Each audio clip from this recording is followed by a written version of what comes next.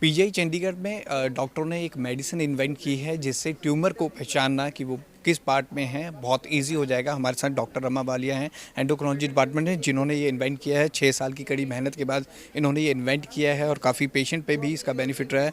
Ma'am, ये जो tumour है इसको अभी तक आइडेंटिफाई करना बहुत मुश्किल था, तो किस तरह से आपने किया? ये ट्रेसर जो मेडिसिन है किस तरह से काम करती है, इसके बारे में? तो ये जो ट्यूमर होता है, हमारे ब्रेन के नीचे एक छोटी सी ग्लैंड होती है जिसको मास्टर ग्लैंड कहते हैं। उसका साइज़ अराउंड 1 सेंटीमीटर होता है और इस ट्यूमर का साइज़ 1 सेंटीमीटर से भी आधे के अराउंड होता है। तो उसको डिटेक्ट करना, उस मास्टर ग्लैंड के अंदर देखना बहुत मुश्किल होता है। तो ये एक नई मेडिसिन है जिसको एक रेडियो आइसोटोप के साथ लेबल करके ब्लड में दिया जाता है और ये जो मेडिसिन है वहाँ उस ट्यूमर पे जाके चिपक जाती है और वो ट्यूमर हमें आराम से दिखने लग जाता है।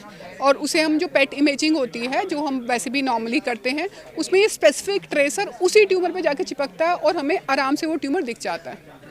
मैम, अभी तक हम बात करें तो बहुत डिफ़िकल्ट होता था। एमआरआई और पेट स्कैन के थ्रू आप कह रहे हैं कि बहुत डिफ़िकल्ट हो जाता था, लेकिन इसके द्वारा बहुत ईजी हो गया। अब तक कितने पेशेंट पे ये अप्लाई किया गया, कितना सक्सेसफुल रहा है?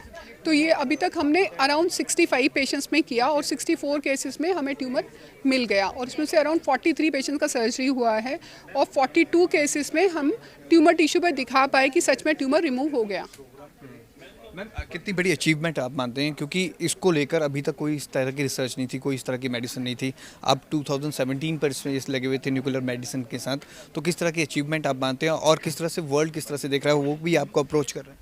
तो एक्चुअली फॉर इस बीमारी के लिए ये बहुत बड़ी हेल्प है क्योंकि इसके लिए मरीज़ सारी ज़िंदगी परेशान होता था। ट्यूमर नहीं मिलता है तो ऑपरेशन नहीं हो सकता है, तो पेशेंट ठीक नहीं हो सकता है। तो ये एंडोक्रिनोलॉजी की एक सबसे डिफ़िकल्ट बीमारी होती थी, पर अब क्योंकि हम ट्यूमर को देख सकते हैं, आराम से निकाल सकते हैं, तो जब हमने इसका पहला पेपर पब्लिश किया था उसके लिए हमें इतने सारे ईमेल्स और फ़ोन कॉल्स आए थे कि ये बहुत ही अच्छी टेक्निक है और हमें भी दे दी जाए। तो क्योंकि ये सबके यूज़ होनी चाहिए, इसलिए हमने इसकी एक कोल्ड किट भी बनाकर तैयार किया है ताकि हम ये दूसरे इंस्टीट्यूट्स को दे सकें और वो इसको यूज़ कर सकें। फॉर द टाइम बिंग अभी हमारे पास दूसरे इंस्टीट्यूट से पेशेंट्स आते हैं और हम उनका स्कैन करके उनको वापस भेज देते हैं, फिर वो वहाँ पर जाके अपनी सर्जरी करवा लेते हैं। जैसे मैम आपने बताया कि यूएस और यूरोप से भी कॉल आ रहे हैं, डॉक्टर्स कॉल कर रहे हैं, इस कोल्ड किट को मांग रहे हैं, आप अब इसको दोगे उसको। तो जो ट्यूमर है बेसिकली अभी तक इस तरह की इन्वेंशन नहीं थी और जिस तरह से डॉक्टर्स बता रहे हैं, और कितने पेशेंट में होता है इसके बारे में? ये पहली बार हुआ, तो अभी सिर्फ हमारे ही सेंटर पे हुआ है। तो जैसे मैंने पहले बताया कि 65 केसेस में ही हमने ये मोडालिटी यूज़ की है और उसमें से 64 केसेस में हम क्लियर कट बता पाए कि ये कशिंग डिसीज़ है और इसमें यहाँ पर ट्यूमर है। और जिसमें कुछ जो नए केसेस हैं उनका सर्जरी किया गया, जिनको सर्जरी नहीं कर सकते थे उनको वहाँ पे टारगेटेड गामा नाइफ दिया गया। और ये मेडिसिन की कॉस्ट कितनी पड़ेगी, कितना ईजी होगा उन पेशेंट्स के लिए? इसकी कॉस्ट हमारे इंस्टीट्यूट पे एक पेट इमेजिंग की कॉस्ट होती है 7,000 रुपीज़, तो ये सेम उसी कॉस्ट में हो जाएगा। पहले मैम कितना डिफिकल्ट होता था, किस तरह से करते थे? बहुत ओपन सर्जरी जैसे डॉक्टरों ने ब्रीफ किया, कितना डिफिकल्ट होता था और इससे कितना ईजी हो जाएगा? पहले होता था एमआरआई करते थे, उसके बाद इन्फीरियर पेट्रोजल साइनस नाम की एक टेस्ट होता है जिसमें हमें नीचे से वेन से जाके बिल्कुल पिट्यूटरी ग्लैंड के दोनों साइड पे 2 छोटी छोटी वेन्स होती है, वहाँ तक जाना पड़ता था।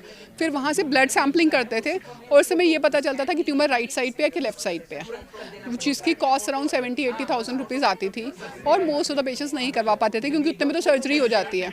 तो इस मोडालिटी से हमें वो एग्जैक्टली दिखता है, चमकता है कि ट्यूमर यहाँ पे पड़ा है और इसलिए उसको निकालना बहुत आसान हो जाता है। अब ऊपर से सर्जरी नहीं करते, अब सिर्फ नोज़ के रास्ते सर्जरी जाके करते हैं। वो तो पहले से ऐसे ही चल रहा है, बट बिकॉज वहाँ पे टारगेट करके ट्यूमर को आराम से निकाल सकते हैं। 7,000 कॉस्ट पड़ती है, सबसे इजी हो जाता है। यस।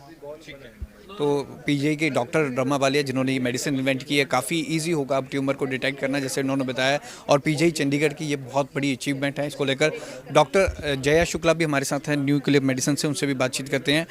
मैम, जैसे डॉक्टर रमा बालिया ने बताया कि ये जो मेडिसिन इन्वेंट की है पीजीआई चंडीगढ़ ने ही की है, कितना बेनिफिट इससे हुआ? जैसे डॉक्टर रमा ने बताया कि 65 पेशेंट्स को जिनकी हमने इमेजिंग की है, 64 में इसने डिटेक्ट कर दिया है और उसमें से 43 पेशेंट्स को हमने सर्जरी कर दी है और सर्जरी के बाद पेशेंट ठीक हो गए हैं। राइट। कुछ उनमें से पेशेंट ऐसे थे जिनकी एमआरआई पे कोई भी आ नहीं रहा था, उनको एमआरआई पे पता ही नहीं चल रहा था ट्यूमर कहाँ है।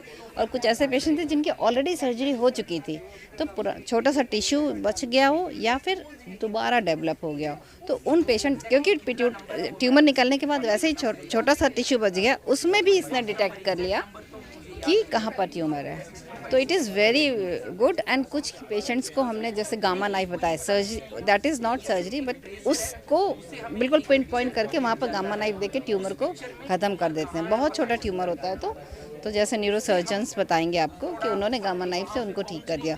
43 की तो हमने सर्जरी कर दी, बट उसके अलावा गामा नाइफ या फिर किसी को और ये भी होता है जैसे कुछ साइक्लिक ट्यूमर्स होते हैं, कभी आ रहा है, कभी एक्सप्रेस हो रहा है, कभी नहीं हो रहा है, मतलब कभी साइक्लिक, वो डॉक्टर रमा बेटा बताएंगी।